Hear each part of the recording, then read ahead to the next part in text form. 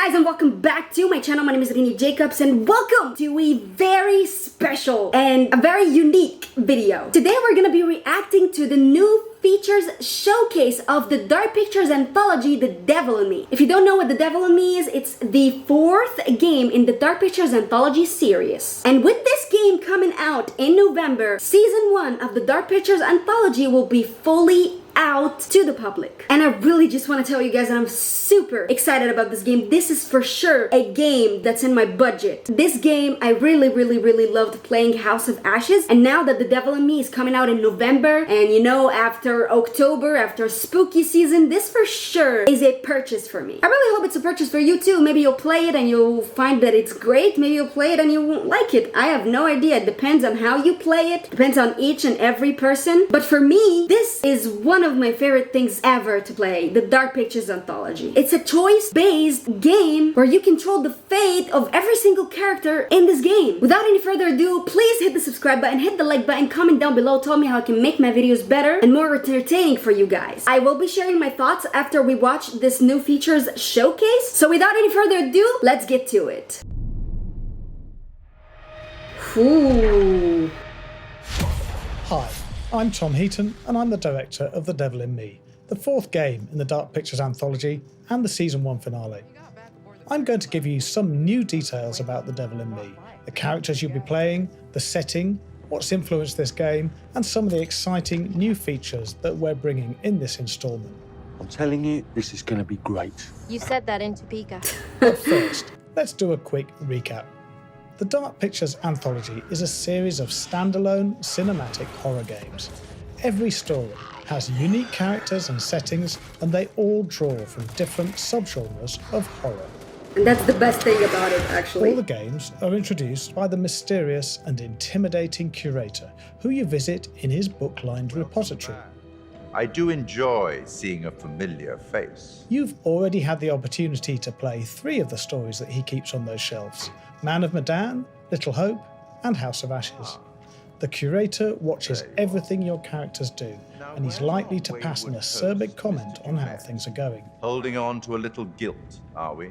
Hoping that this time around you might be able to save them all. Nothing makes him happier than someone getting horribly killed. Of course he'll be back in The Devil in Me, and maybe he'll have a few tricks up his sleeve. You'd better get back to things. Best of luck. Perhaps you've spotted that all the previous stories draw on something that already exists in the world, a myth or historical fact. We love to do that when we're making a new Dark Pictures game. It gives us plenty of reading and watching to do, and it allows fans to speculate on which aspects of the idea we might bring to life. Things being real make our games more believable and scarier. In The Devil in Me, our real-world inspiration is a person, a historical character whose name still resonates. He was born Herman Mudgett in 1861. Interesting. He studied medicine at the University of Michigan, specializing in anatomy, and in 1886 he moved to Chicago and changed his name. He became Dr. Henry Howard Holmes, or H.H. Holmes. In Chicago, in the suburb of Englewood, he built a hotel called the World's Fair Hotel, after the World's Fair Columbian Exposition that was happening in Chicago at the time. H.H. Holmes' hotel was a huge 3-story building, elegant and refined and horrific. Guests lured into that hotel never found their way out. Jesus. It was full of secret passages, hidden rooms, trapdoors, bricked-up doorways, cellars with vats of acid and lime pits, strange implements and deadly contraptions. H.H. Holmes used that hotel to murder people. Jesus Christ. We don't know how many victims there were. At his trial, Holmes confessed to 27 murders, but there is speculation that the number was much higher. Holy. The building became known as the Murder Castle. At his trial in 1896, Holmes said to the judge, "I was born with the devil in me. I could not help the fact that I was a murderer, no more than the poet can help the inspiration to sing." He was hanged in the prison yard, and at his request, his body was encased in concrete to make sure that his spirit didn't escape and murder more people. H.H. Holmes was the first American serial killer and one of the most successful, and his ingenuity and dedication to his gruesome task have made him an object of fascination and horror ever since. Hello. Welcome to the World's Fair Hotel. So H.H. Holmes is one inspiration, but of course there are others. Horror movies. It's obvious from the trailers that the Saw series is a major inspiration. The ingenious and grotesque traps, the dilemmas, it's really a perfect fit for a Dark Pictures game. But we've also Shining, looked obviously. long and hard at Stanley Kubrick's classic The Shining, in my opinion, the best horror movie ever made.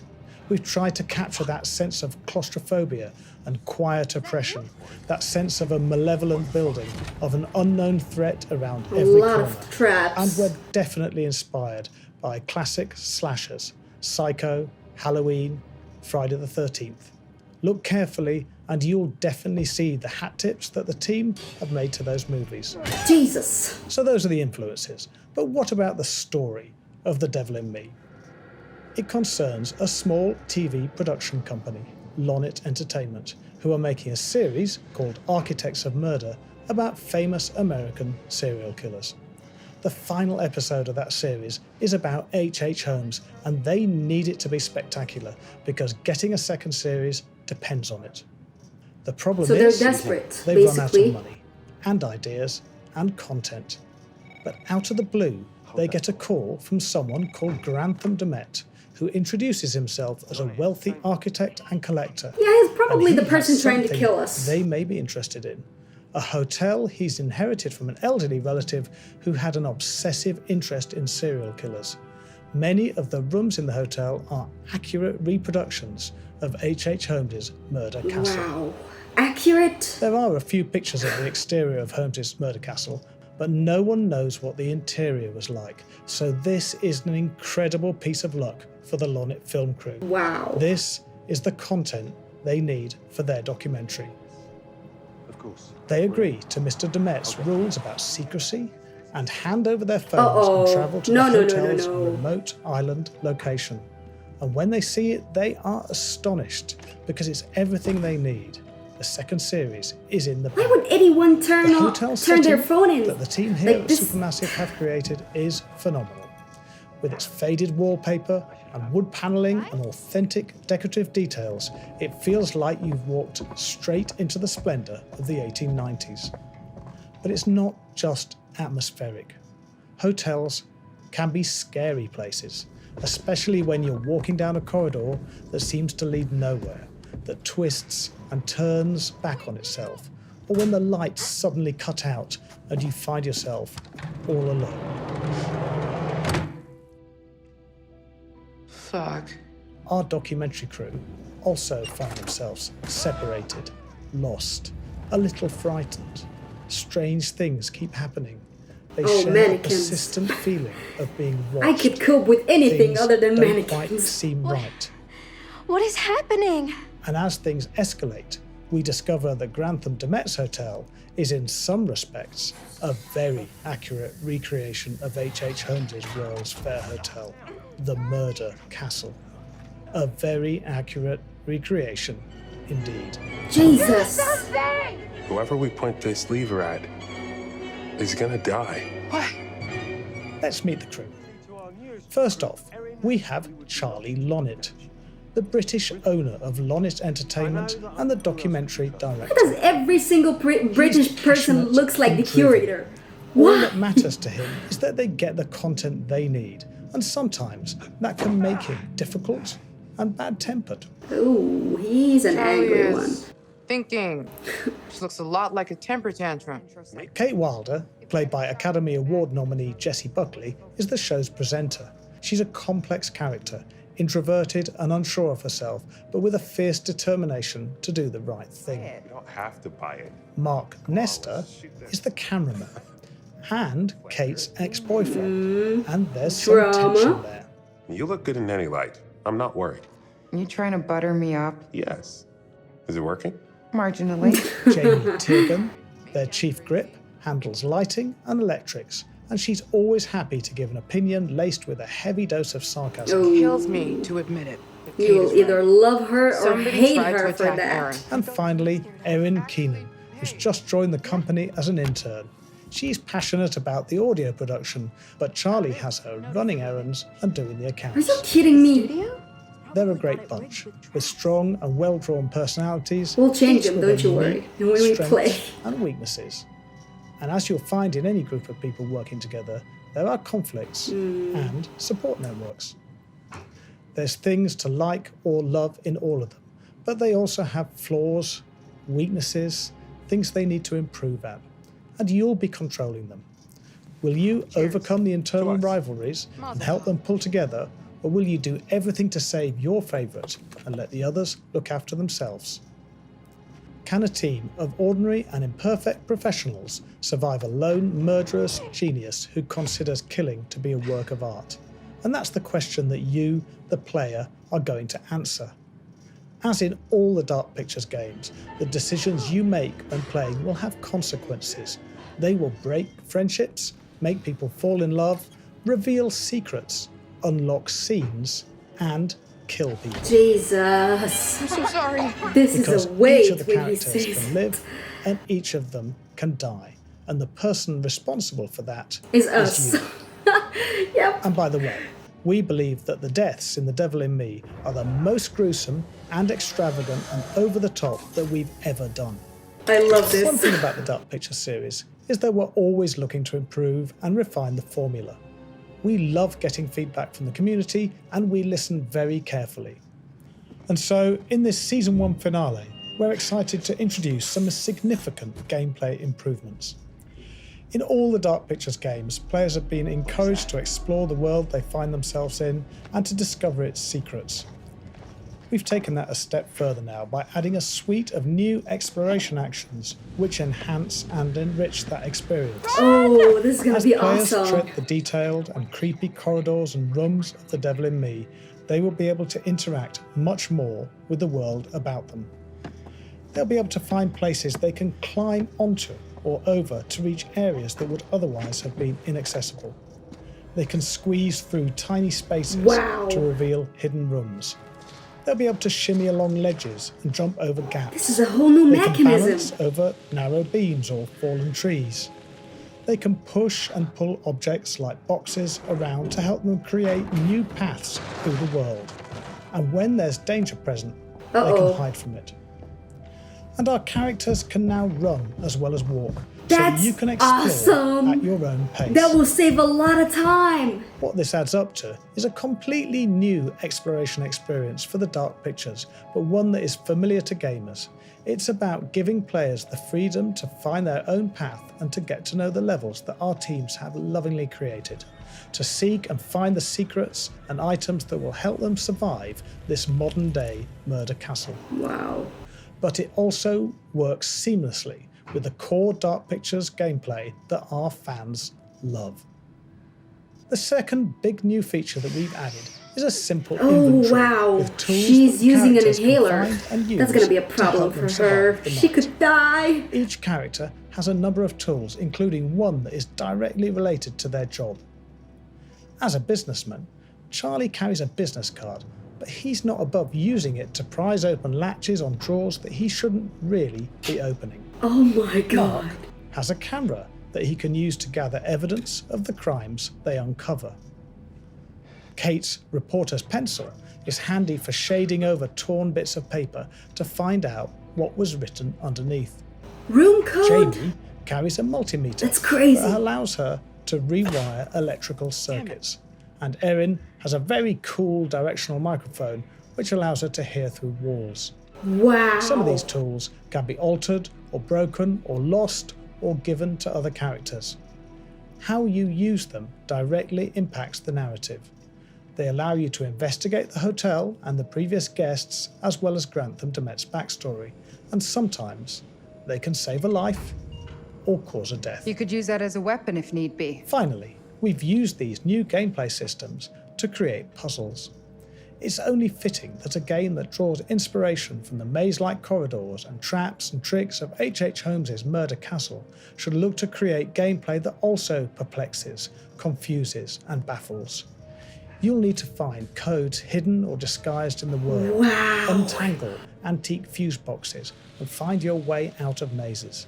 So get your thinking hats on, Just because keeps on if you getting can't better. work them out, people are going to die. But no pressure. Oh my god. One more thing. We've increased the runtime of the game. Man of Medan and Little Hope ran to around 4 to 5 hours. House of Ashes was a little longer, but The Devil in Me will be about 7 hours. Wow, so you'll 7? have plenty of time to get to know the murder castle and experience the horror and terror that you'll find within. This is awesome. Let's take a look at some gameplay footage in one of the creepiest environments in the game. The island hotel where the crew find themselves once had an underground spa complex, now crumbling and long abandoned. It seems that a team of contractors was brought in to renovate it, but they're no longer around. Oh, The what? LONNIT crew have been split up, and ERIN and Charlie have gone missing. They know they're all in danger. Oh my goodness.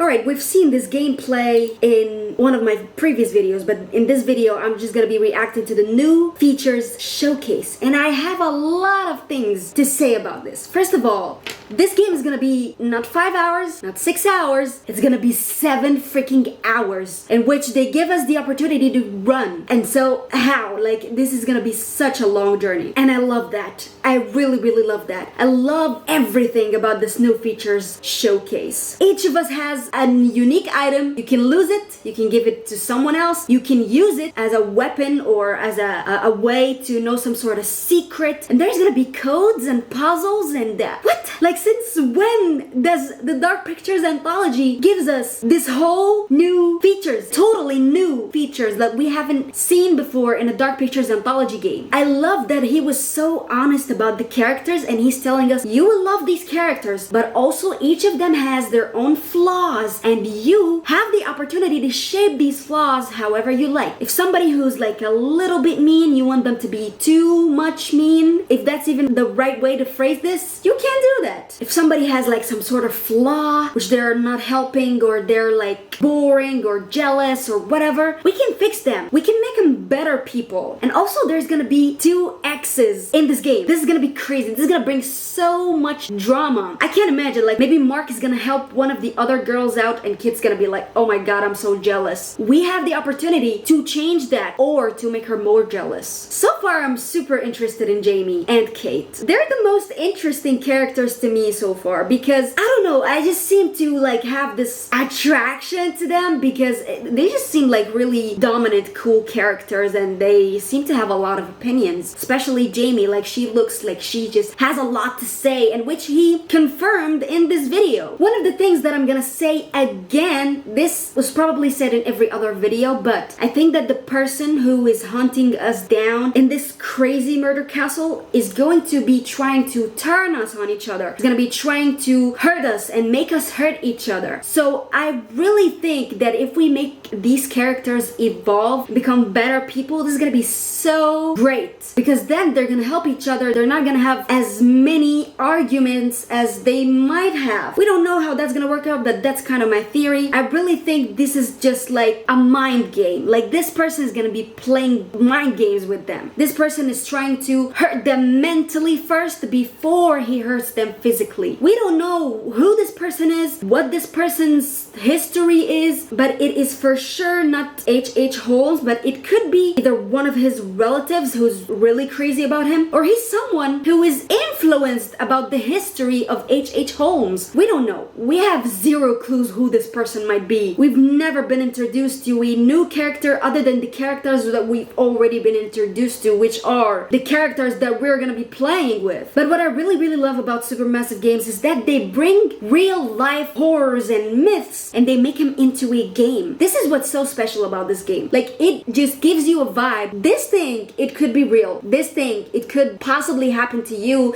if you're in that same situation when you're in a murder castle, or if you're in whatever other horrific situation that you might be in, you know? But so far I'm loving the new features. They're so upping their game with this game, and oh my god, I am so proud of you, Supermassive Games. You've come through a lot. You're becoming better and better every single game, and I really love that about you. Keep doing that. These games are gonna be addictive in like 5 more years, are gonna be addictive. And I really love that Supermassive Games is giving us a game every single year with a whole new story every single year. I love that they don't have to make it the most perfect thing, but they give you a realistic horror experience, which you can literally make a character with a very strong future effect on the story die in like the first hour of the game, and that's crazy. That makes you want to play the game several times so that you can get the best possible situation ever or the worst possible situation ever, however you like, you know? And yeah, I really love this video. I really think this game is gonna be a great game to end this year with. I can't wait to see what this game is gonna have for us for the rest of the story. I love literally every single new feature. I love how they were influenced by horror movies and like they were influenced by The Shining. You don't understand, these people, when they make a game, they need to study these movies. They don't just watch it, they study the psychology behind it. How did this Shining movie make it seem so realistic and claustrophobic? We want to replicate that and make that into our game and make it so unique and special with that quality. It's incredible how you really think how these games are actually made. If you really think about it, you're gonna know that there is a lot of people that worked on this game. Somebody's doing like animation, somebody's doing like motion capture, but there's a lot of work that goes into these games, especially when you have a game every single year. It's really challenging, and I really respect companies like that that make us the best thing that they could possibly make and also make it so engaging for the player. I'm really interested in the person who called the team and told them, go check that castle out, maybe you'll get something out of it. He sounded very, you know, in a hurry, like there's somebody trying to hunt them down or something. But it could be one of these things. It could be that this person knows that this murder castle has a murderer and he's trying to make people know about this murder, or this person is the murderer and he's trying to, you know, bait us and get us into the murder castle so he can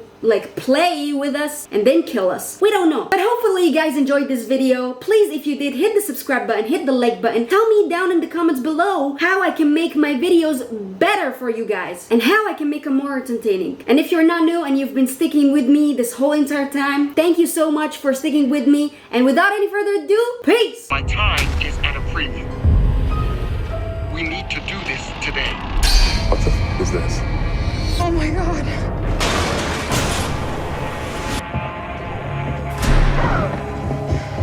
Are you shooting any of this? No one is gonna believe it without proof. Wait, no! What the? Someone, please! What happened? What the? Go! What is this? It's a fucking booby trap.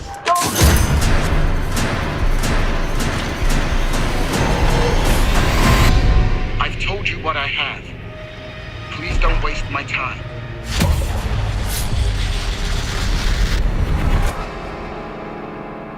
Am I sending the car or not?